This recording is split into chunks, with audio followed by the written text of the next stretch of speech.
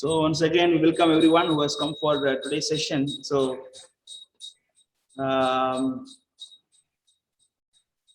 today we'll continue with wherever we stopped last week. കഴിഞ്ഞ ക്ലാസ്സിൽ അവസാനിപ്പിച്ച ഇടത്തു നിന്ന് നമ്മൾ ഇന്നത്തെ ക്ലാസ്സിൽ തുടങ്ങുന്നതാണ്. So last week we discussed about what are the qualification of a guru. ഒരു ഗുരുവിന്റെ ഗുണങ്ങൾ എന്തൊക്കെ ആയിരിക്കണം എന്നാണ് നമ്മൾ കഴിഞ്ഞ ക്ലാസ്സിൽ പറഞ്ഞത്. So one class before that we discussed about why a guru is important. അതിനു മുന്നിലത്തെ ക്ലാസ്സിൽ എന്താണ് പറഞ്ഞത്? ഒരു ഗുരു എന്തുകൊണ്ടാണ് നമ്മുടെ ജീവിതത്തിൽ ആവശ്യമാണ് എന്ന് പറയുന്നതിന്റെ ആ ഒരു കാര്യമായിരുന്നു അതിനു മുന്നിലത്തെ ക്ലാസ്സിൽ നമ്മൾ ചർച്ച ചെയ്തത്. We understood that without Guru's mercy we cannot cross over this ocean of material suffering and back to Godhead. നമുക്ക് ആ ക്ലാസ്സുകളിൽ നിന്ന് എന്താണ് മനസ്സിലായത്? ഗുരുവിന്റെ കൃപയില്ലാതെ നമുക്ക് ഈ ഒരു ഭൗതിക പ്രശ്നങ്ങളാകുന്ന ഈ സമുദ്രത്തെ തരണം ചെയ്ത് മറികടക്കാൻ സാധിക്കുകയില്ല എന്ന് മനസ്സിലായിട്ടുണ്ട്. Yeah, because normally people thinks that like guru is not important. പൊതുവായിട്ട് ആളുകളുടെ ഒരു വിചാരം എന്താണ്? ഗുരു എന്ന് പറയുന്നത് ഒരു പ്രധാനപ്പെട്ട ഒരു കാര്യമല്ല എന്നാണ് എല്ലാവരും വിചാരിക്കുന്നത്.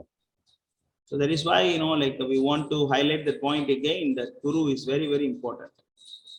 അതുകൊണ്ടാണ് നമ്മൾ ആ ഗുരുവിന്റെ പ്രാധാന്യത്തെ പറ്റിയിട്ട് നല്ല വിശദമായിട്ട് തന്നെ ചർച്ച ചെയ്തത്. Okay, so and last week we discussed about why a guru what are the symptoms of a guru. അപ്പോൾ കഴിഞ്ഞ ക്ലാസ്സിൽ മറ്റൊരു പ്രധാനപ്പെട്ട കാര്യം പറഞ്ഞത് എന്തൊക്കെയാണ് ആ ഒരു ഗുരുവിന്റെ പ്രത്യേകതകൾ, ഗുരുവിനെ നമുക്ക് എങ്ങനെ തിരിച്ചറിയാൻ സാധിക്കും. Okay, so now we shall continue further and what are the further qualification of a guru. ഇന്നത്തെ ക്ലാസ്സിൽ ഇനിയും ഒരുപാട് ഗുണങ്ങളുണ്ട്. ആ ഗുണങ്ങളാണ് നമ്മൾ ചർച്ച ചെയ്യുന്നത്, ഗുരുവിന്റെ ഗുണങ്ങൾ. അതാണ് ഇന്നത്തെ ക്ലാസ്സിന്റെയും വിഷയം. So last week what we saw was actually a guru should have a good control over his all the senses and his anger and his mind and his intelligence. കഴിഞ്ഞ ക്ലാസ്സിൽ നമ്മൾ എന്താണ് പറഞ്ഞത്? ഒരു ഗുരുവിന് തന്റെ ഇന്ദ്രിയങ്ങളുടെ മേൽ പൂർണ്ണമായിട്ടുള്ള നിയന്ത്രണം ഉണ്ടായിരിക്കും. അതുപോലെ ദേഷ്യം, ബുദ്ധി, മനസ്സ് ഇവയെല്ലാം നിയന്ത്രിക്കുന്നതിൽ നിപുണനായിരിക്കും ഒരു ഗുരു. അതാണ് നമ്മൾ കഴിഞ്ഞ ക്ലാസ്സിൽ പറഞ്ഞത്. Yeah, but that is not just a qualification to become a guru. എന്നാൽ ഒരു ഗുരു ആകുന്നതിന് അത് മാത്രമല്ല ഗുണങ്ങൾ, യോഗ്യതകൾ. Because there is something called Atma Rama. മറ്റൊരു വാക്കുണ്ട്, ആത്മാരാമ എന്ന് പറയുന്ന ഒരു വാക്കുണ്ട്. Rama means taking pleasure. Rama എന്ന് പറഞ്ഞാൽ എപ്പോഴും ആനന്ദമയമായിരിക്കുന്ന ആ ഒരു അവസ്ഥ. Atma Rama means one who is getting satisfied with Anma, within himself. ഒരുവൻ തന്നിൽ തന്നെ അല്ലെങ്കിൽ തന്റെ ആത്മാവിൽ നിന്ന് തന്നെ ആനന്ദം കണ്ടെത്തുന്ന ആ ഒരു അവസ്ഥയാണ് ആത്മാരാമ അവസ്ഥ എന്ന് പറയുന്നത്. Actually that is the reality, that this pleasure is within ourselves. Normally we try to seek pleasure outside. നമ്മൾ മറന്നു പോകുന്ന ഒരു യാഥാർത്ഥ്യമാണ്, നമ്മളുടെ സന്തോഷം എന്ന് പറയുന്നത് നമുക്ക് ലഭിക്കുന്നത് നമ്മളുടെ ഉള്ളിൽ നിന്ന് തന്നെയാണ്. പക്ഷെ നമ്മൾ എപ്പോഴും നമ്മുടെ സന്തോഷങ്ങള് പുറത്തുനിന്ന് കിട്ടാൻ വേണ്ടിയിട്ടാണ് ശ്രമിക്കുന്നത്. Because actually we are trying to see maybe whether happiness is outside or maybe from our parents, maybe from our husband or wife, maybe through our children, maybe by patriotism. Like we are thinking that way, and then we are trying to earn money and we are trying to do so many things to get happiness. അപ്പോൾ നമ്മളെ പുറത്തുനിന്ന് സന്തോഷം കിട്ടുന്നതിന് വേണ്ടിയിട്ട് നമ്മൾ എന്തെല്ലാം ചെയ്യുന്നുണ്ട്? നമ്മളുടെ രക്ഷിതാക്കളെ സന്തോഷിപ്പിക്കാൻ വേണ്ടി ഒരുപാട് കാര്യങ്ങൾ ചെയ്യുന്നു. അതുപോലെ ഭാര്യയെ സന്തോഷിപ്പിക്കാൻ, ഭർത്താവിനെ സന്തോഷിപ്പിക്കാൻ, പിന്നെയോ കുട്ടികളെ സന്തോഷിപ്പിച്ച് അവരിൽ നിന്ന് സന്തോഷം നേടാൻ ശ്രമിക്കുന്നു. ധാരാളമായിട്ട് പണം സമ്പാദിച്ച് അല്ലെങ്കിൽ ദേശസ്നേഹത്തിലൂടെ സന്തോഷം നേടാൻ ശ്രമിക്കുന്നു. അങ്ങനെ പുറത്തുനിന്ന് നമ്മൾ സന്തോഷം നേടാൻ ഒരുപാട് ശ്രമിക്കുന്നുണ്ട്. Normally we think money is everything, right? സാധാരണമായിട്ട് നമ്മൾ എന്താണ് വിചാരിക്കുന്നത്? പണമാണ് എല്ലാത്തിനും മീതെ, പണമാണ് എല്ലാം എന്നാണ് നമ്മൾ കരുതുന്നത്. Nowadays, we all think that if we get so much money, we get happiness, and then we are making our aim of life as earning money. അപ്പോൾ ആ ഒരു മിഥ്യയായിട്ടുള്ള ചിന്ത കൊണ്ട് നമ്മൾ എല്ലാ കാര്യങ്ങളും എന്താണ് പണം നേടുന്നതിന് വേണ്ടിയിട്ട് മാത്രം നമ്മളുടെ ബുദ്ധിയാണെങ്കിൽ എല്ലാം അതിനു വേണ്ടിയിട്ട് നമ്മുടെ ലൈഫ് ഉപയോഗിക്കുന്നു. But actually, whereas in other way, you see that actually the rich people, they are crying. You know, they are also having problem in life, like Bill Gates or Ambani. You know, even politicians or rich people, they are also suffering. We are seeing another way. അപ്പൊ നമ്മള് വലിയ പണക്കാരായിട്ടുള്ള ആളുകളൊക്കെ നോക്കുകയാണെങ്കിൽ തന്നെ, അംബാനിയെ പോലുള്ള ആളുകളെ നോക്കുകയാണെങ്കിൽ തന്നെ അവരെല്ലാം എന്തെങ്കിലും തരത്തിലൊരു യാതനകള് അനുഭവിക്കുന്നുണ്ട്. But whereas we also see that actually that in other side, like you know, like big people, they are getting renounced, and then they are trying to seek their spiritual life. അതുപോലെ തന്നെ ഈ ഒരുപാട് ധനികരായിട്ടുള്ള ആളുകളൊക്കെ അതൊക്കെ ഉപേക്ഷിച്ചിട്ട് ആത്മീയമായിട്ടുള്ള കാര്യങ്ങളിൽ മുഴുകുന്നതായിട്ട് നിങ്ങൾക്ക് കാണാൻ സാധിക്കുന്നതാണ്. You can see in our scriptures also, you know, even the great rishis, Vishwamitra, and then once he was thinking that he can be happy by being a king, then later on he understood that that those who are brahmanas, the spiritualists, they are higher than the kshatriya. Then they give up the kingdom, and then he tried to work on finding happiness within himself. അപ്പോൾ നമ്മളുടെ വേദങ്ങളിൽ നിന്ന് നമ്മളൊരു ഉദാഹരണം എടുക്കുകയാണെങ്കിൽ വിശ്വാമിത്ര മഹാരാജാവ്, അദ്ദേഹം രാജാവാകുന്നതിലും ഒക്കെ ഒരു സന്തോഷം കണ്ടെത്തുന്നതിന് വേണ്ടിയിട്ട് ആഗ്രഹിച്ചു. പക്ഷെ അതിനുശേഷം അദ്ദേഹം എന്താണ് തിരിച്ചറിഞ്ഞത്? ബ്രാഹ്മണരാണ് അല്ലെങ്കിൽ ആത്മാവിൽ നിന്ന് സന്തോഷം ലഭിക്കുന്നവരാണ് കൂടുതൽ, അതാണ് യഥാർത്ഥമായിട്ടുള്ള സന്തോഷം എന്ന് തിരിച്ചറിഞ്ഞിട്ട് ആ ഒരു ക്ഷത്രിയമായിട്ടുള്ള കർമ്മങ്ങളെല്ലാം ഉപേക്ഷിച്ചിട്ട് ഈ അവസ്ഥയിലേക്ക് വരുന്നതിന് വേണ്ടി യത്നിച്ചു. So, but that is the reality. The real thing is that the happiness is within you, not outside. അപ്പൊ ഇതൊക്കെ ഈ ഒരു ഉദാഹരണങ്ങളൊക്കെ എന്താണ് പറയുന്നത്? നമ്മളുടെ യഥാർത്ഥമായിട്ടുള്ള സന്തോഷം നമ്മളുടെ ഉള്ളിൽ നിന്ന് മാത്രമേ ലഭിക്കുകയുള്ളൂ, പുറത്തുനിന്ന് നമുക്കത് ലഭിക്കില്ല. That's why those who are Atmaramas, they are trying to stop seeking pleasure from external source. അതാണ് ഈ ആത്മാരാമ എന്ന് ആ ഒരു അവസ്ഥയിലുള്ള ആളുകള് എപ്പോഴും പുറത്തുനിന്ന് സന്തോഷം കണ്ടെത്തുന്നതില് വിമുഖരായിരിക്കും. So last week we saw that such Atmaramas only can become guru. അങ്ങനെയുള്ള ആത്മാരാമർ ആ ഒരു അവസ്ഥയിലായിട്ടുള്ളവർക്ക് മാത്രമേ ഗുരു ആകാൻ സാധിക്കുകയുള്ളൂ. We saw that vacho veha, manasa krodho veha, jihva veha, utaro pastaveha, right? Etha vegan. We saw that vacho veha means control. I mean, like good control over the tongue, good control over the speech, good control over eating, good control over your, you know, like sex organs, and then your everything, you know, anger, and then your mind, intelligence. We saw that only that kind of person can become a guru. In other way, he should be Atma Rama. അപ്പൊ നമ്മൾ ആദ്യം എന്താണ് പറഞ്ഞത്? നാവിനെ നിയന്ത്രിക്കാൻ, അതുപോലെയുള്ള ഇന്ദ്രിയങ്ങളെ എല്ലാം നിയന്ത്രിക്കാൻ നിപുണനായിട്ടുള്ള ഒരു വ്യക്തിയായിരിക്കും ഗുരു. അതുപോലെ മനസ്സിനെ നിയന്ത്രിക്കാനും ബുദ്ധിയെ നിയന്ത്രിക്കാനും കഴിവുള്ള വ്യക്തിയായിരിക്കും ഗുരു. അതോടൊപ്പം തന്നെ ഈ ക്ലാസ്സിൽ എന്താണ് പറയുന്നത്?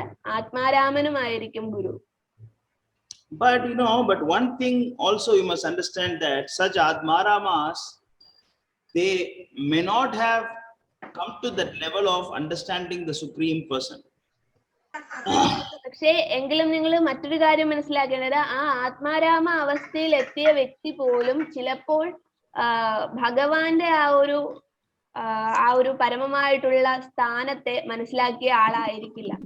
Like you all have been to Tirupati Balaji temple, right? Tirupati Balaji ക്ഷേത്രത്തിലൊക്കെ സന്ദർശിച്ചിട്ടുള്ളവരുണ്ടായിരിക്കും. So you know that Sthala Purana of the temple. അപ്പൊ ആ ഒരു ക്ഷേത്രത്തിന്റെ പുരാണം എന്താണെന്ന് അറിയാവുന്നവരുണ്ടോ? So such kind of Atmaramas, the great sages and munis, they were performing yajna, and they do not know who is supreme God, Krishna or Brahma or Vishnu. sorry, Vishnu, Brahma or Shiva, they got confusion. അപ്പൊ അവിടെയൊക്കെ നിങ്ങൾക്ക് ഒരുപാട് ആത്മാരാമ ആ ഒരു അവസ്ഥയിലുള്ള ആളുകളെ കാണാൻ സാധിക്കും. എന്നിരുന്നാൽ പോലും അവർക്ക് ഈ ബ്രഹ്മാവ്, വിഷ്ണു അല്ലെങ്കിൽ ശിവൻ ആ ഒരു വ്യത്യാസമോ അവരെന്താണ് എന്നോ അറിയാവുന്ന ആളുകളായിരിക്കില്ല. So what we understand is that even though if you are a Muni, you are a sage, still you cannot understand that end of Veda. അപ്പോ ഇവൻ എന്താണ് ആ ഒരു ആത്മാരാമ അവസ്ഥയിൽ ആയിരുന്നാൽ കൂടിയും നമുക്ക് ആ വേദങ്ങളുടെ അന്തം എന്താണ്, വേദങ്ങളുടെ ലക്ഷ്യം എന്താണ് എന്നുള്ള ആ ഒരു അവസ്ഥ, ആ ഒരു അറിവ് ഉണ്ടായിരിക്കണമെന്നില്ല. That's why actually this that's why this Vyasa, after writing that all the Puranas, he wrote Vedanta Sutra, and at the end of the Vedas. അപ്പൊ ഈ പുരാണങ്ങളെല്ലാം എഴുതിയതിനു ശേഷം വേദവ്യാസൻ എന്താണ് ചെയ്തത്? വേദാന്ത സൂത്രം എന്ന് വെച്ചാൽ വേദങ്ങളുടെ എല്ലാം അന്തം, ആ ഒരു ആശയം ഉൾക്കൊള്ളുന്ന രീതിയിലുള്ള കൃതിയും രചിച്ചിട്ടുണ്ട്. It means he wrote all the Vedas and then he wrote a book. He wrote a book called Vedanta Sutra. In that he was trying to explain the end of Veda, conclusion of Veda. അപ്പൊ അങ്ങനെ ആ വേദാന്ത സൂത്രം എന്ന് പറയുന്ന അങ്ങനെ ഒരു കൃതി രചിച്ചതിന്റെ ഉദ്ദേശം എന്താണെന്ന് വെച്ചാൽ അത്രയും എഴുതിയതിന്റെ എല്ലാം ഒരു സാരമെല്ലാം ഉള്ളത് ആ ഒരു പുസ്തകത്തിലാണ്. അതാണ് വേദാന്ത സൂത്രം എന്ന് പറയുന്നത്. After that he wrote Bhagavatam to explain the Vedanta Sutra, and he concluded that Krishna is supreme person. അതിനുശേഷം എല്ലാത്തിനും ശേഷം ഭാഗവതം എഴുതി. ഭാഗവതം വേദാന്ത സൂത്രം എന്താണെന്ന് കൂടി വിശദീകരിക്കുന്നതിന് വേണ്ടിയിട്ട് ഭാഗവതം എഴുതി. So what we are trying to say is not that all the Atmaramas knows the end of knowledge or who is God. അപ്പൊ നമ്മൾ പറഞ്ഞു വന്നത് എന്താണ്? ഈ ആത്മാരാമന്മാരാണെങ്കിൽ കൂടിയും അവർക്ക് ആ വേദങ്ങളുടെ അന്തം, വേദങ്ങളുടെ ലക്ഷ്യം എന്താണ് എന്ന് അറിയാൻ സാധിക്കുന്നവരായിരിക്കണമെന്നില്ല. So we see from the Bhagavad Purana that initially the 4 Kumaras, they were impersonalists, they were Brahmavadis initially. അപ്പോ നമുക്കിത് പുരാണങ്ങളിൽ നമുക്ക് കാണാൻ കഴിയും.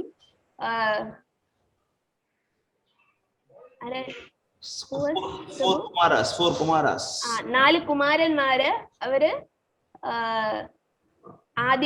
ആദ്യത്തെ ഘട്ടത്തില് ആ ആത്മസാക്ഷാത്കാരത്തിന്റെ ആദ്യത്തെ ഘട്ടത്തിൽ അവര് വ്യക്തിശൂന്യവാദികളായിരുന്നു, അതിനാൽ ബ്രഹ്മവാദികളായിരുന്നു. No, not Shunyavadi. No, Shunyavadi is different. They are ബ്രഹ്മവാദികളായിരുന്നു. Yeah. So I mean, in other way they are understanding that the God has no form. അല്ലെങ്കിൽ ആ ആദ്യ അവസ്ഥയിൽ അവരെന്തായിരുന്നു ചിന്തിച്ചത്? ദൈവത്തിന് രൂപമില്ല എന്നൊരു ചിന്തയായിരുന്നു അവർക്കുണ്ടായിരുന്നത്. So once they went to Vaikuntha planet, അവർക്ക് വൈകുണ്ഠത്തില് പോകാനുള്ള അവസരം ഉണ്ടായപ്പോൾ, and once they went to Vaikuntha planet, when they are entering, they smell the tulsi leaf from Krishna's feet. ആ വൈകുണ്ഠത്തില് പോയപ്പോ അവിടെ ഭഗവാന്റെ പാദങ്ങളില് വീണ് കിടന്നിരുന്ന തുളസി ദളങ്ങള് അവർക്ക് എന്താണ് മണപ്പിക്കാനുള്ള ആ ഒരു അവസരം ലഭിച്ചു. Then by smelling the tulsi leaf, they all become devotees of the Lord. അത് ആ തുളസി ആ ദളത്തിന്റെ ആ ഒരു പ്രത്യേകത കൊണ്ട് തന്നെ അവര് ആ ഒരു ഭക്തി അവർക്കുണ്ടായി. See, what we are trying to say is that even though you have the capacity to go to Vaikuntha planet or Kailash planet and Brahmaloka, still you may be in the illusion by not understanding that original form of God. അപ്പോ നിങ്ങൾക്ക് നിങ്ങളുടെ ആ ഒരു യോഗ ശക്തി കൊണ്ട് ചിലപ്പോ വൈകുണ്ഠത്തിലോ അല്ലെങ്കിൽ മറ്റു ഉപരിലോകങ്ങളിലോ ഒക്കെ പോകാൻ സാധിച്ചെന്ന് വരാം, ബ്രഹ്മലോകത്തൊക്കെ പോകാൻ സാധിച്ചെന്ന് വരാം. എങ്കിൽ പോലും നിങ്ങൾ ആ ഒരു മായയിലായിരിക്കും. എന്ത് മായയില്? ദൈവത്തിന് രൂപമില്ല, എല്ലാത്തിന്റെയും സ്രോതസ്സായ ആ സത്യത്തിന് രൂപമില്ല എന്ന് ഉള്ള ആ ഒരു മായയിലായിരിക്കും. That's why we say that, like not all Atmaramas understand that ultimate tattva. അതുകൊണ്ടാണ് നമ്മൾ പറയുന്നത് ആത്മാരാമ അവസ്ഥ പ്രാപിച്ചിരുന്നാൽ കൂടിയും ശരിയായിട്ടുള്ള ആ ലക്ഷ്യം അല്ലെങ്കിൽ ഭഗവാൻ രൂപമുണ്ട് എന്നുള്ള ആ ഒരു സത്യം അവർ മനസ്സിലാക്കണമെന്നില്ല. You see, chapter 4 verse 34 of Bhagavad Gita, chapter 4 verse 34 of Bhagavad Gita, that we discussed last 2 days also, last 2 classes. There it is mentioned the word called a guru must be a tattva darshina. കഴിഞ്ഞ ക്ലാസ്സിൽ ഭഗവത്ഗീതയിലെ ഒരു ശ്ലോകത്തില് അധ്യായം 4 ആ ശ്ലോകത്തിൽ നമ്മൾ എന്താണ് പറഞ്ഞത്? ശ്ലോക പ്രഭു 434. അധ്യായം 4 ശ്ലോകം 34 ഉള്ള ആ ശ്ലോകത്തില് ഗുരുവിന്റെ പ്രത്യേകത എന്താണെന്ന് പറഞ്ഞു. Can you show that? There actually it is mentioned that a guru must be a tattva darshi. Tattva darshi means the one who has a complete understanding of the tattva of God.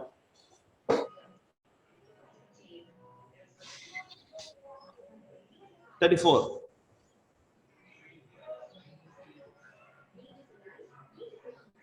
In other words, even just by not more than being Advarama, you should also understand that actual form of God. The word Tattvadarshi, you can see that. ഇവിടെ ശ്ലോകം 34 ജ്ഞാനിന തത്വദർശിനഃ ആ ഒരു വാക്ക് നിങ്ങൾക്ക് കാണാൻ സാധിക്കും. ഗുരുവിന്റെ പ്രത്യേകതയാണത്. What is the meaning of Tattvadarshina? തത്വദർശിനഃ എന്ന് പറയുന്ന ആ വാക്കിന്റെ അർത്ഥം എന്താണ്? തത്വദർശികളായ. Tattva darsha means seeing. Tattva means ultimate truth. It means they should know the ultimate truth of God. എന്ന് പറഞ്ഞാൽ എന്താണ്? ആ ഗുരുവിന് ആ പരമമായിട്ടുള്ള സത്യത്തെ പറ്റിയിട്ട് ജ്ഞാനം ഉണ്ടായിരിക്കും. So that is why there is a sloka from Bhagavatam. I mean, I won't be able to show it there, but I'll send the link to you. You please open, Mataji. I will send by how? You have WhatsApp? No. How to send you that? You send to WhatsApp, Prabhu. In your laptop, okay. You can show. No, I cannot show, but I can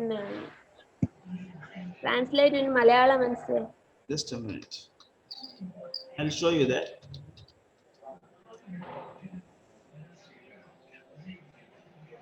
So there is a beautiful sloka from Padma Purana.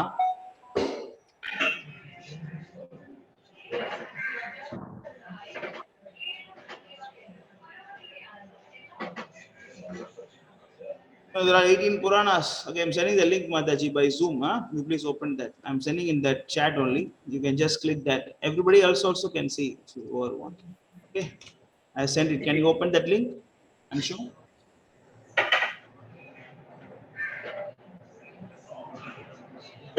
Just click the link. 18 Puranas. The 18 Puranas, one of the very important Purana is Padma Purana.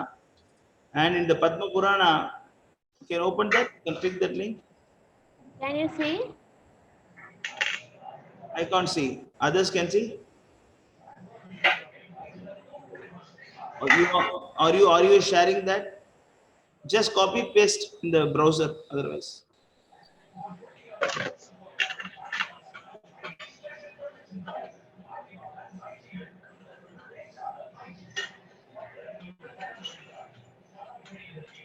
So this goes like Sampradaya Vihinnahe Mantraste Nishphalamataha Ataha Kalau Bhavishyanti Chatravataha Sampradayinaha. Yes. Yes. Just zoom that. The mantras on the top. Just zoom. Control plus. Okay.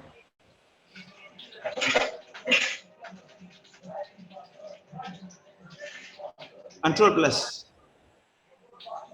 Leave it. Sampradaya Vihinnaye Mantraste Nishphalamataha adau kalau bhavishyanti chatravataka sampradayinah Sri Brahma Rudra Sanakaha Vaishnavakshiti Pavanaha Shatravaste kalau bhavyahi utkale purushottamat Ramanujam Sri Chakre Madhvacharyam Chaturmukha Sri Vishnu Swaminam Rudro Nimbartidam Chatushanah.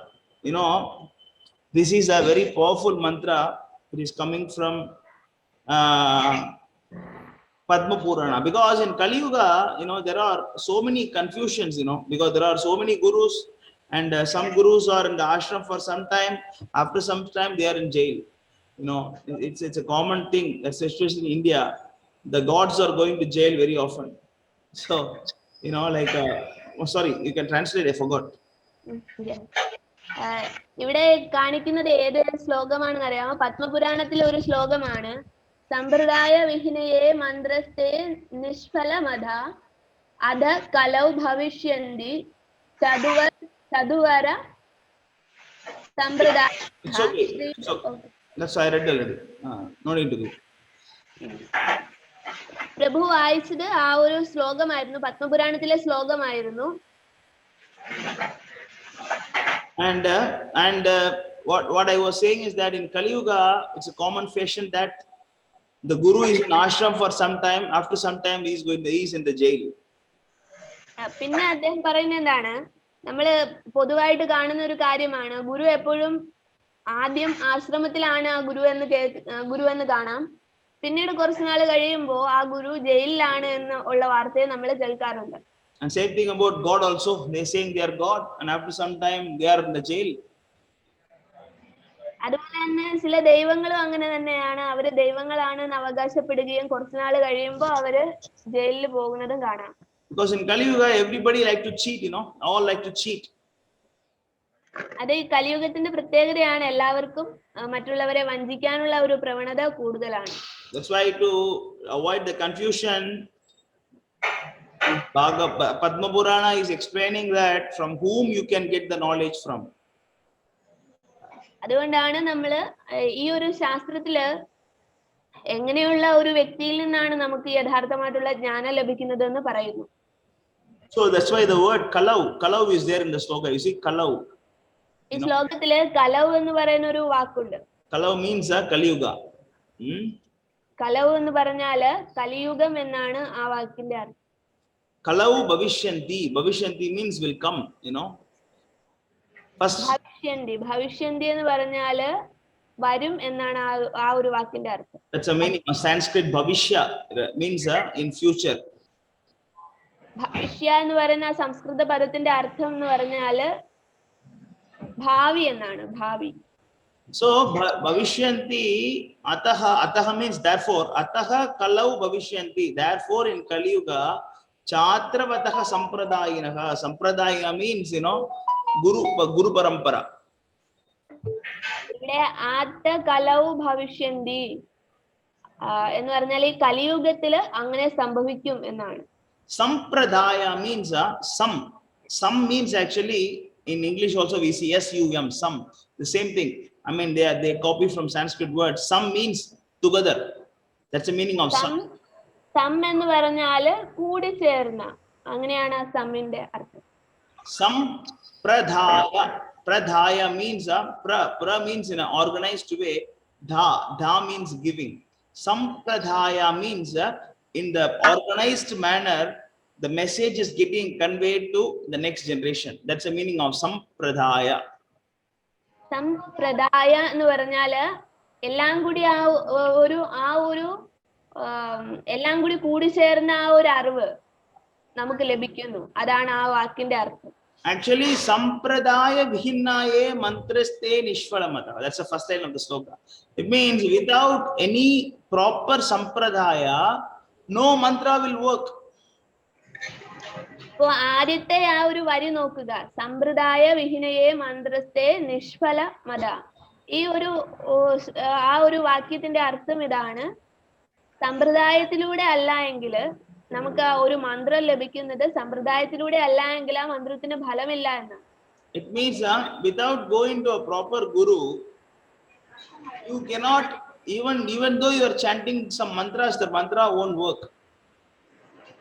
അപ്പൊ ഇതിൽ നിന്ന് എന്താണ് മനസ്സിലാക്കുന്നത്? ഒരു സമ്പ്രദായത്തിലൂടെ അല്ല നിങ്ങൾ കടന്നു പോകുന്നതെങ്കിൽ, നിങ്ങൾ ആ ഒരു മന്ത്രത്തെ സ്വീകരിക്കുന്നതെങ്കിൽ ആ മന്ത്രത്തിന് ഫലമില്ല എന്നാണ്. So that is why the next line is saying that ataha kalau bhavishyanti chatravadah sampradayina. It means then to give that spiritual mantras, spiritual path, the 4 sampradayas created in Kali Yuga. അപ്പൊ അതാണ് അടുത്ത വരിയിൽ പറയുന്നത്. ആ സമ്പ്രദായങ്ങൾ ഏതൊക്കെയാണ്? അതുകൊണ്ട് കലിയുഗത്തില് 4 സമ്പ്രദായങ്ങളിലൂടെയാണ് ആ മന്ത്രം വരുന്നത്. So you see, Satya, Treta, Dwapar Yuga, there were some purity. So that spiritual people were really spiritual people. So by approaching them, you will not be cheated. ഇപ്പൊ ഈ സത്യയുഗത്തിന്റെയും ത്രേതായുഗത്തിന്റെയും ദ്വാപരയുഗത്തിന്റെയും ഒക്കെ പ്രത്യേകത എന്തായിരുന്നു? നമ്മളൊരു ഗുരു എന്ന് പറഞ്ഞാൽ ശരിക്കും യഥാർത്ഥത്തിൽ ഒരു ഗുരു ആയിരിക്കും നമ്മൾ സമീപിക്കുന്ന ആ ഒരു വ്യക്തി എന്ന് പറയുന്നത്. So to sampradaya, as I explained, to get the conclusion of the essence of Vedas, you need to go to a proper guru. സമ്പ്രദായ എന്ന് പറയുമ്പോ ആ ഒരു ശരിയായിട്ടുള്ള ജ്ഞാനം ആ സമ്പ്രദായത്തിൽപ്പെട്ട ഒരു വ്യക്തിയിലൂടെ, ഒരു ഗുരുവിലൂടെ മാത്രമാണ് വരുന്നത്. So the 4 sampradayas for Kali Yuga is Sri, Brahma, Rudra, Sanaka, Vaishnava, Kshiti, Pavana. The 4 sampradayas: Sri Sampradaya, Brahma Sampradaya, Rudra Sampradaya, Sanaka. Sanaka means Kumara Sampradaya. ഈ 4 സമ്പ്രദായങ്ങൾ ഏതൊക്കെയാണ്? ഒന്നാമത്തെ സമ്പ്രദായമാണ് ശ്രീ സമ്പ്രദായം, പിന്നീട് ബ്രഹ്മ സമ്പ്രദായം, രുദ്ര സമ്പ്രദായം, മൂന്നാമത്തേതാണ് രുദ്ര സമ്പ്രദായം, നാലാമത്തേതാണ് സനക വൈഷ്ണവ സമ്പ്രദായം. That's why he's saying that Chastravaste Kalau Bhavyahi Utkale Purushottama means Purushottama Krishna. He is actually Utkal. Utkal means Jagannath Puri, So this Krishna, he is giving this 4 sampradaya for this age. Kalau Bhavya, the word is important. Kalau Bhavya. ഈ കലിയുഗത്തില് പുരുഷോത്തമനായിട്ടുള്ള ഭഗവാൻ ശ്രീകൃഷ്ണൻ ഈ 4 സമ്പ്രദായങ്ങളാണ് നൽകിയിരിക്കുന്നത്. First thing is Sri Sampradaya. Sri Sampradaya means Sri means Lakshmi, that Guru Parampara coming from Lakshmi. Shri സമ്പ്രദായത്തില് ഗുരു പരമ്പര തുടങ്ങുന്നത് ലക്ഷ്മി ദേവിയിൽ നിന്നാണ്. So that sampradaya is taken away by Ramanuja. You see the word is there, Ramanujam Sri Chakre. You see the Sri Sampradaya will be taken care by Ramanujacharya. ഇതിലെ ആ ശ്ലോകം നിങ്ങൾക്ക് കാണാൻ സാധിക്കുന്നതാണ്. രാമാനുജം ശ്രീ ചക്രേ എന്ന് പറഞ്ഞാൽ ആ രാമാനുജാചാര്യരാണ് Shri സമ്പ്രദായത്തിന്റെ. Next thing is Madhvacharyam Chaturmukha. Chaturmukha means, Mukha means face, Chatur means 4-headed man. Who is that? Brahma Sampradaya will be taken care by Madhvacharya. Madhvacharyam Chaturmukha. ഇവിടെ പറയുന്നത് അതാണ്, മധ്വാചാര്യം ചതുർമുഖ എന്ന് പറഞ്ഞാല് ചതുർമുഖനാരാണ്? ബ്രഹ്മാവ്. അപ്പൊ ബ്രഹ്മ സമ്പ്രദായം എന്ന് പറയുന്നത് സംരക്ഷിക്കുന്നത് ആരാണ്? മധ്വാചാര്യരാണ്. Sri Vishnu Swaminam Rudro. Next line. Rudra is Lord Shiva, the great personality. Vaishnavanam Tathasambho. Lord Shiva is a pure devotee of Lord Krishna. That's why the Shastra says Vaishnavanam Tathasambho. ഇവിടെ അടുത്ത വാക്യമാണ് ശ്രീ വിഷ്ണു സ്വാമിനാം രുദ്രോ. രുദ്രൻ ആരാണ്? രുദ്രൻ എന്ന് പറഞ്ഞാല് ശിവനാണ്. ശിവനെ വൈഷ്ണവാനാം തഥാ ശംഭോ എന്നാണ് പറയുന്നത്. എന്ന് പറഞ്ഞാല് ഏറ്റവും ഉയർന്ന ഭക്തൻ, കൃഷ്ണ ഭക്തൻ, അതാണ് ശിവൻ. ശ്രീ വിഷ്ണു സ്വാമിനാം രുദ്രോ എന്ന് പറഞ്ഞാല് ഈ രുദ്ര സമ്പ്രദായം ആരാണ്? Shri Vishnu സ്വാമിയാണ് പരിപാലിച്ചിരുന്നത്. So this Rudra Sampradaya is taken care by Vishnu Swami and Nimbadityam Chatusanaha. Chatusana, Chatu means 4, Jana means people, Chatusana means 4 people, 4 Kumaras. The 4 Kumara Sampradaya will be taken care by Nimbacharya. അപ്പോ ചതുസനഹ എന്ന് പറഞ്ഞാല് 4 കുമാരന്മാര്. ആ 4 കുമാരന്മാരിൽ നിന്നും ആരംഭിക്കുന്ന സമ്പ്രദായം. ആ കുമാര സമ്പ്രദായത്തെ പറ്റിയിട്ടാണ് ചതുസനഹ എന്ന് പറയുന്നത്. ആ കുമാര സമ്പ്രദായത്തിന്റെ ആചാര്യനാണ് നിംബാർക്ക. അതാണ് നിംബാദിത്യം എന്ന് പറയുന്നത്.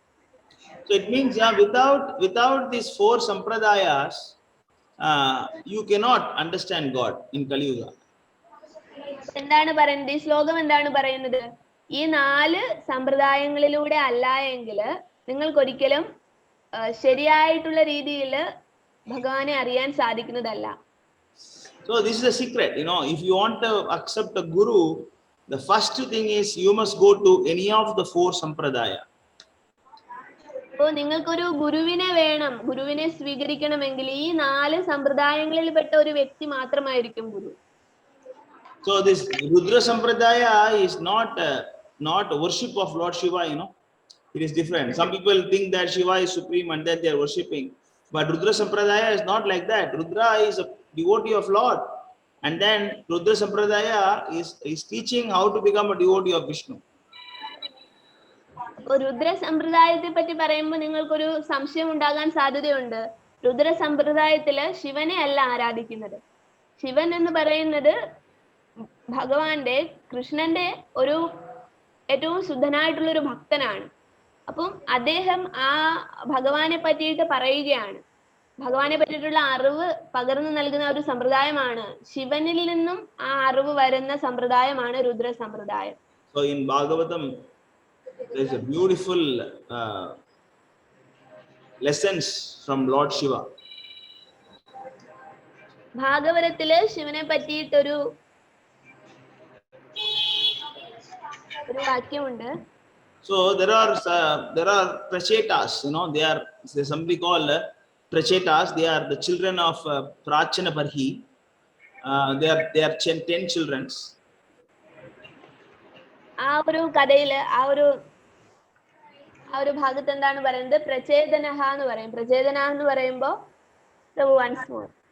So prachetas, they are children of Prachini Parhi. പ്രാചിനി പർഹി എന്ന് പറയുന്ന ഒരു വ്യക്തിയുടെ മക്കളായിരുന്നു പ്രചേതഹ. Yeah.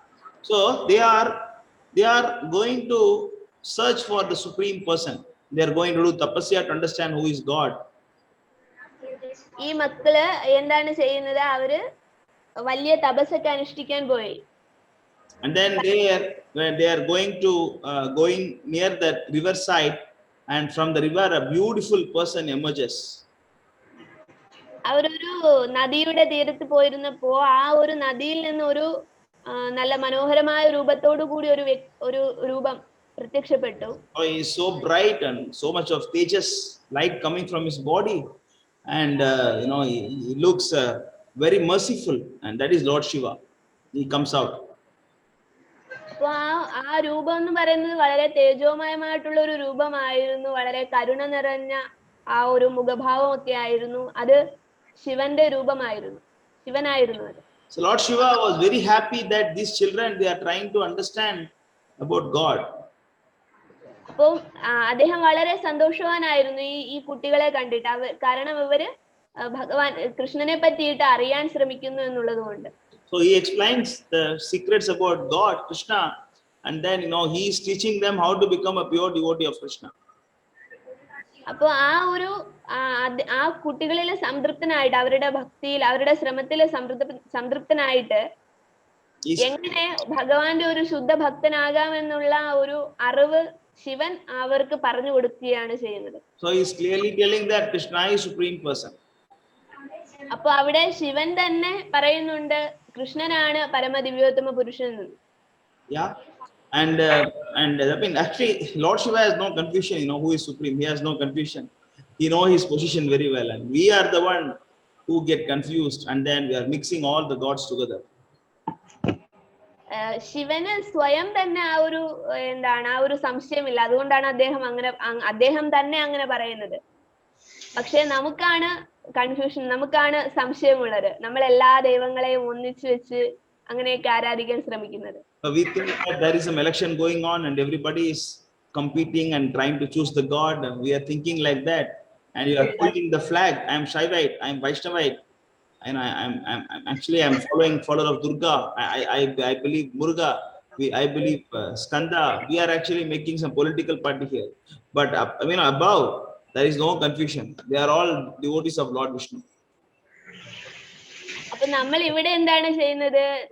നമ്മൾ ശിവന്റെ ആൾക്കാരാണ്, അല്ലെങ്കിൽ ഞാൻ ദുർഗയുടെ ആൾക്കാരാണ്, ഞാൻ വൈഷ്ണവനാണ്, അങ്ങനെയൊക്കെ ഓരോരോ പാർട്ടികൾ ഉണ്ടാക്കാണ്, രാഷ്ട്രീയ പാർട്ടികൾ പോലെ, രാഷ്ട്രീയ സംഘങ്ങൾ പോലെ.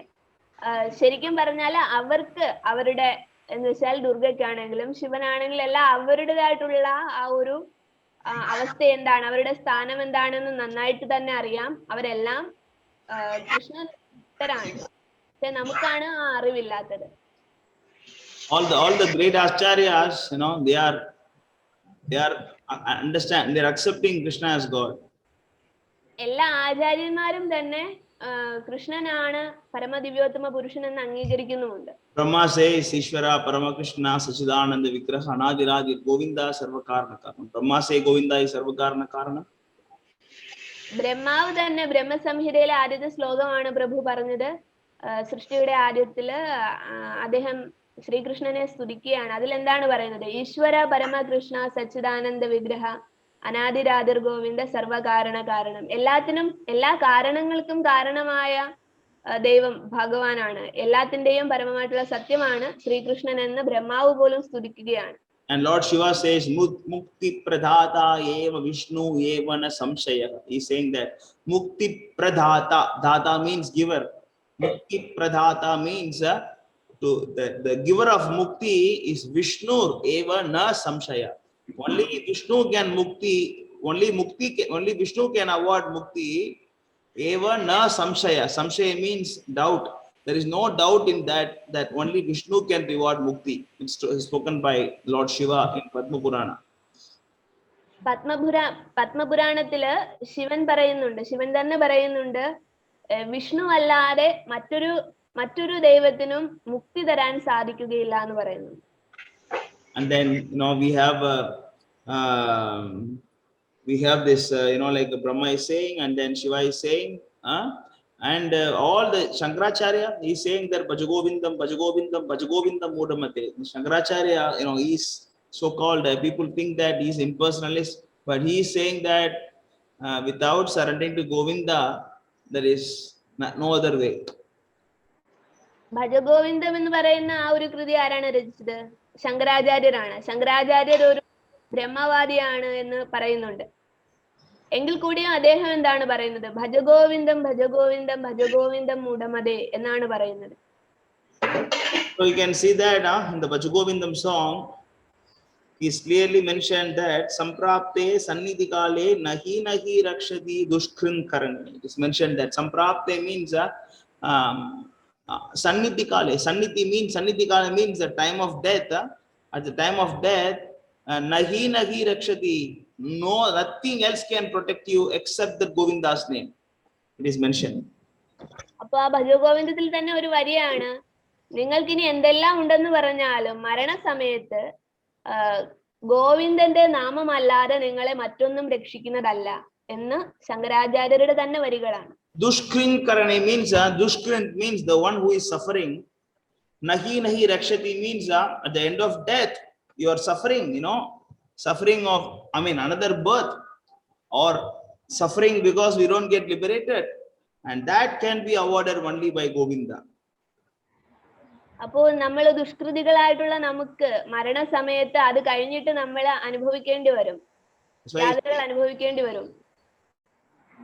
അപ്പോൾ ആ സമയത്ത് ഗോവിന്ദന്റെ നാമമല്ലാതെ മറ്റൊന്നും നമ്മളെ രക്ഷിക്കുകയില്ല എന്നാണ് പറയുന്നത്. That's why the great Shankaracharya is saying that Bhaja Govindam, Bhaja Govindam, Bhaja Govindam. So അദ്ദേഹം എന്താണ് പറയുന്നത്? ആ മഹാനായ ശങ്കരാചാര്യർ പോലും പറയുന്നത് ഭജഗോവിന്ദം ഭജഗോവിന്ദം ഭജഗോവിന്ദം എന്നാണ്. So Bhaja means render devotional service. That's the meaning of Bhaja. ഭജ എന്ന് പറയുന്ന വാക്കിന്റെ അർത്ഥം എന്ന് പറയുന്നത് ഭഗവാന് വേണ്ടി ഭക്തിയുതമായിട്ടുള്ള സേവനം ചെയ്യുക. അതാണ് ഭജ എന്ന് പറയുന്ന വാക്കിന്റെ അർത്ഥം. That's why I say worship Govinda, worship Govinda, worship Govinda. അതാണ് സേവനം ചെയ്യുക, ഭക്തിയുടെ സേവനം, ഗോവിന്ദന് വേണ്ടി ഭക്തിയുടെ സേവനം ചെയ്യുക. അതാണ് 3 തവണയും പറയുകയാണ്. And not only that, he is taking Acharya's role, and then he is saying that Moodhamate, fool, chant Govinda's name. Fool, chant Govinda's name. He is saying like that. ആ ഒരു ആചാര്യൻ എന്ന് പറയുന്ന ആ സ്ഥാനത്തിരുന്നു കൊണ്ടാണ് അദ്ദേഹം അത് പറയുന്നത്. വിഡ്ഢികളെ നാമം ജപിക്കൂ, ഭജ ഗോവിന്ദം, ഗോവിന്ദന്റെ നാമം ജപിക്കൂ വിഡ്ഢികളെ എന്നാണ് പറയുന്നത്. It is not just Namam Japikum, it is also worship, Bhaja means not about worshipping, not about chanting. It's about worship, worship Govinda. That's what he's saying. ഇത് നാമജപം മാത്രമല്ല, ഭജ എന്ന് പറഞ്ഞാല് ഭക്തിയുടെ സേവനം, അതാണ് ഉദ്ദേശിക്കുന്നത്. Next line only, the samprapte sannidhi kale nahi nagi rakshati dushkrit karane. Without worshipping Govinda, nothing can save you at the time of death. അടുത്ത വരിയിൽ പറയുന്നത്, നിങ്ങൾക്ക് മരണസമയത്തും നിങ്ങളെ ആ ഒരു ഭക്തിയുടെ സേവനമല്ലാതെ, ഭഗവാനോടുള്ള ഭക്തിയുടെ സേവനമല്ലാതെ വേറെ ഒന്നും രക്ഷിക്കാൻ പോകുന്നില്ല. Yeah, but that's what Shankaracharya says, even Ramanujacharya and then Chaitanya Mahaprabhu, all the great acharyas, they are accepting that Krishna is supreme. മറ്റ് ആചാര്യന്മാരെ നോക്കുകയാണെങ്കിലും, ശങ്കരാചാര്യരാണെങ്കിലും മാധവാചാര്യരാണെങ്കിലും എല്ലാവരും ആണെങ്കിലും അവരെല്ലാം ഭഗവാന്റെ ആ ഒരു പരമമായിട്ടുള്ള സ്ഥാനത്തെ അംഗീകരിക്കുന്നവരാണ്. But there is a conclusion of Veda, Vasudevi Bhagavati Bhakti Yoga Prayojita. There is a conclusion that Bhagavan is Vasudeva, then you have to render devotional service unto him. There is a conclusion. ഭഗവാൻ എന്ന് പറയുന്നത് വാസുദേവനാണ്, കൃഷ്ണനാണ്. ആ ഭഗവാനെ പ്രാപിക്കാനുള്ള ഒരേ ഒരു വഴി എന്ന് പറഞ്ഞാല് ഭക്തിയുടെ സേവനമാണ്. That is why we have to choose our guru must be.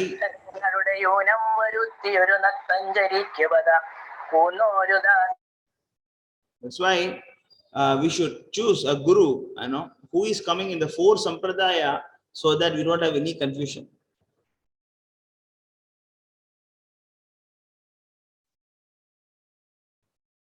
Unmute. അപ്പൊ ഗുരുവിനെ തിരഞ്ഞെടുക്കുന്നത് ഈ 4 സമ്പ്രദായങ്ങളിൽ നിന്ന് വന്ന ഏതെങ്കിലും ഒരു വ്യക്തി ആയിരിക്കണം ഗുരു. Just like we see all the Vishnu temples, mostly in South India, they are all coming in the Lakshmi Sampradaya, and they always chant Om Namo Narayana. അപ്പൊ നമ്മളുടെ കേരളത്തിൽ ഉൾപ്പെടുന്ന ഈ ഭാഗത്ത് തെക്കേ ഇന്ത്യയിൽ എന്താണ്, And Madhvacharya കൂടുതലും ശ്രീ സമ്പ്രദായത്തിൽ നിന്ന് വന്നവരാണ്. അതാണ് ഓം നമോ നാരായണായ എന്ന് പറയുന്നത്. And then of course Madhva Sampradaya is famous in Kerala, Karnataka and all the areas also, and we are also coming from Brahma Sampradaya. മാധവാചാര്യരുടെ കൃതികളും മാധവാചാര്യരും നമ്മളുടെ ഭാഗത്ത് പ്രശസ്തരാണ്. കേരളത്തിലും കർണാടകത്തിലൊക്കെ പ്രശസ്തനായിട്ടുള്ള ഒരു വ്യക്തി തന്നെയാണ് മാധവാചാര്യര്. നമ്മൾ ആ സമ്പ്രദായത്തിൽ നിന്നുള്ളവരാണ്, ബ്രഹ്മസമ്പ്രദായം. Yeah, but ISKCON, this Hare Krishna movement is, Prabhupada is coming in this Brahma Sampradaya. പ്രഭുപാദര് എന്ന് പറയുന്ന ഗുരു വന്നിട്ടുള്ളത് ഈ ബ്രഹ്മസമ്പ്രദായത്തിൽ നിന്നുമാണ്. And other 2 sampradayas, they are famous in North India.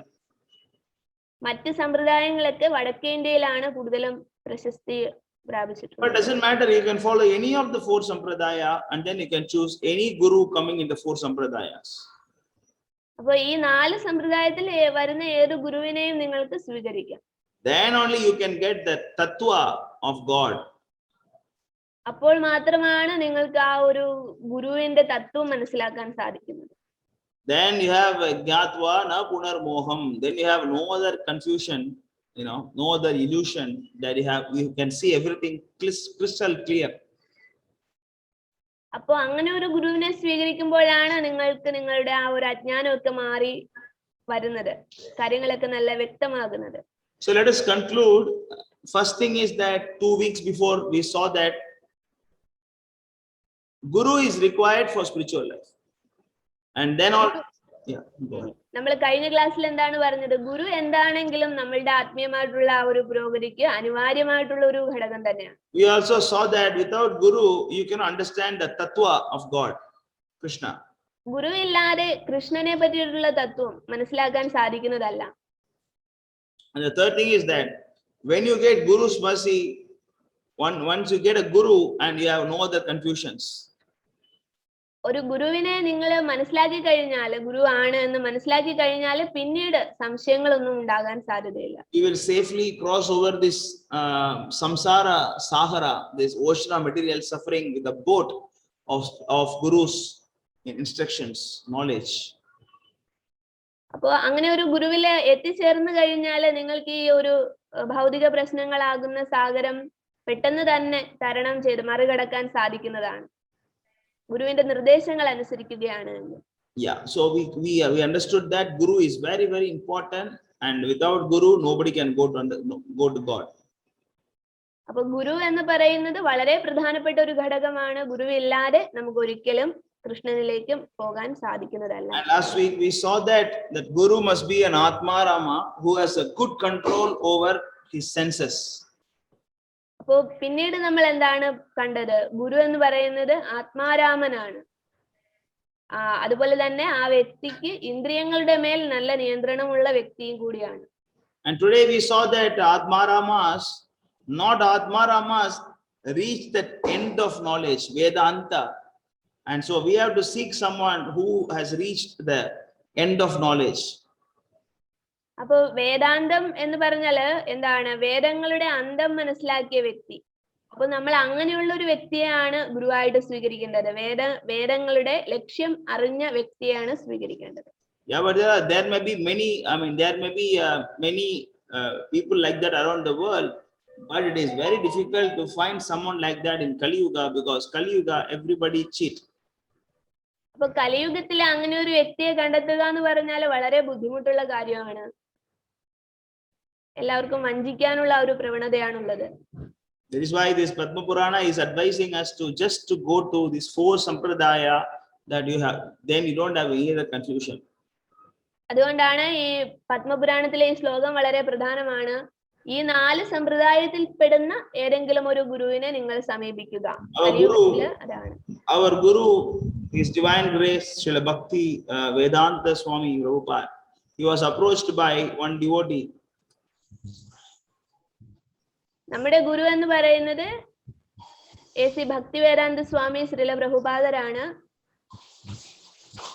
One person approached him, and then he asked the question that Swamiji, I want to take Diksha, means I want to start my spiritual life. Can you tell me whom I can take as Guru? അപ്പോ അദ്ദേഹത്തെ പ്രഭുപാദരെ സമീപിച്ചിട്ട് ഒരു വ്യക്തി ചോദിച്ചു, എനിക്ക് ദീക്ഷ വേണം, എനിക്ക് എന്റെ ആത്മീയമായിട്ടുള്ള ജീവിതം തുടങ്ങണമെന്ന് ആഗ്രഹമുണ്ട്, എങ്ങനെയുള്ള ഒരു വ്യക്തി ആയിരിക്കണം എന്റെ ഗുരു? So Prabhupada never said, you take from me, I will become your Guru. He never said like that. പക്ഷേ പ്രഭുപാദർ ഒരിക്കലും ആ വ്യക്തിയോട് പറഞ്ഞില്ല, ഞാൻ നിങ്ങളുടെ ഗുരുവാകാം എന്ന് പറഞ്ഞില്ല. Prabhupada said there are 4 sampradayas, Sri Sampradaya, Brahma Sampradaya, Kumara Sampradaya, Rudra Sampradaya. You can go to any qualified person coming in this Sampradaya and take him as your Guru.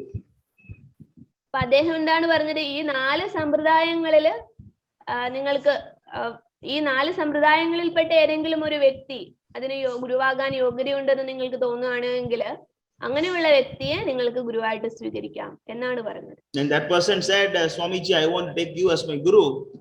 Then Prabhupada said, okay, you are my disciple. That's it. അപ്പൊ ആ വ്യക്തി തന്നെ എന്താണ് സ്വയം അങ്ങോട്ട് പറയുകയാണ്, താങ്കളെ ഞാൻ ഗുരുവായിട്ട് സ്വീകരിക്കുന്നു എന്ന്. അപ്പോൾ അദ്ദേഹത്തെ ശിഷ്യനായിട്ട് സ്വീകരിക്കുകയും ചെയ്തു Prabhupada. That's it. That is because that's why that's what we conclude. You have to go to a Guru coming in any of the 4 sampradayas to understand about God. അപ്പോ ഇതാണ് ഈ ഒരു ക്ലാസിന്റെ സംഗ്രഹം എന്ന് പറയുന്നത്. ഇതാണ് ഗുരു എന്ന് പറയുന്നത്. ഈ 4 സമ്പ്രദായങ്ങളിൽ വരുന്ന ഏതെങ്കിലും ഒരു വ്യക്തി ആയിരിക്കും ഗുരു. Okay, so I stop here. So anybody want to ask some questions, you can ask. അപ്പോൾ ഈ ക്ലാസ് ഇവിടെ അവസാനിക്കുകയാണ്. ആർക്കെങ്കിലും എന്തെങ്കിലും ചോദ്യം ചോദിക്കാനുണ്ടെങ്കിൽ ചോദിക്കാം.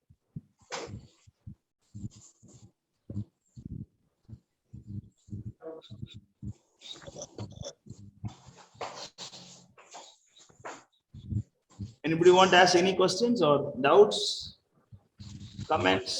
ആർക്കെങ്കിലും എന്തെങ്കിലും ചോദ്യങ്ങൾ ചോദിക്കാനുണ്ടോ?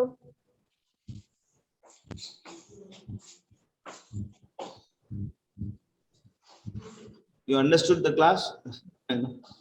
എല്ലാവർക്കും ക്ലാസ് മനസ്സിലായോ?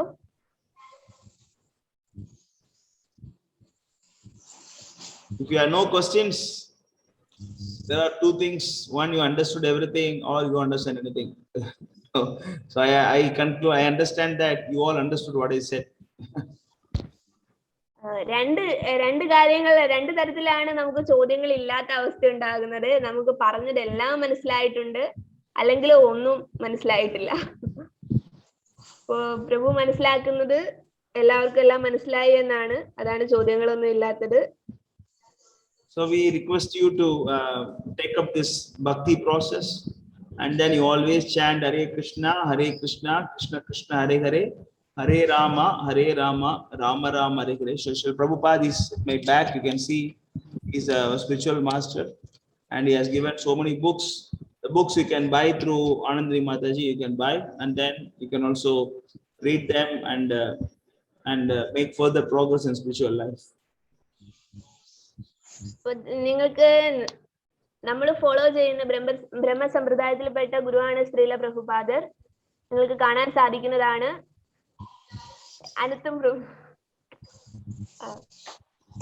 ഗുരുവിനെ കാണാൻ സാധിക്കുന്നതാണ്. ശ്രീല പ്രഭുപാദർ അവിടെ ഉണ്ട്. അപ്പൊ അദ്ദേഹത്തിന്റെ പുസ്തകങ്ങളൊക്കെ വായിക്കാൻ താല്പര്യമുള്ളവർക്ക് വായിക്കാം. എനിക്ക് മെസ്സേജ് അയക്കുക, എന്നെ കോണ്ടാക്ട് ചെയ്താൽ ഞാൻ പുസ്തകം അയച്ചു തരുന്നതാണ്. നാമജപത്തിലൊക്കെ താല്പര്യമുള്ളവർക്ക് നാമജപം ചെയ്യാം. Thank you very much. So we will continue with different topic next week, and if you have any questions, we can keep it as an agenda for next week. Otherwise, we'll stop here. എന്തെങ്കിലും ചോദ്യങ്ങൾ ഉണ്ടെങ്കിൽ ആ ചോദ്യങ്ങൾ അടുത്ത ക്ലാസ്സിൽ നമ്മൾ ചർച്ച ചെയ്യുന്നതായിരിക്കും. നമ്മുടെ അടുത്ത ക്ലാസ്സിന്റെ വിഷയം അതായിരിക്കും. അതില്ല എങ്കിൽ ഇപ്പൊ ക്ലാസ് അവസാനിക്കാൻ പോവുകയാണ്.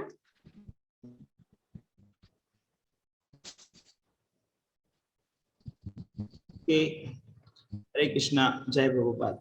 Hare Krishna, Jai Prabhupada. എല്ലാവർക്കും നന്ദി.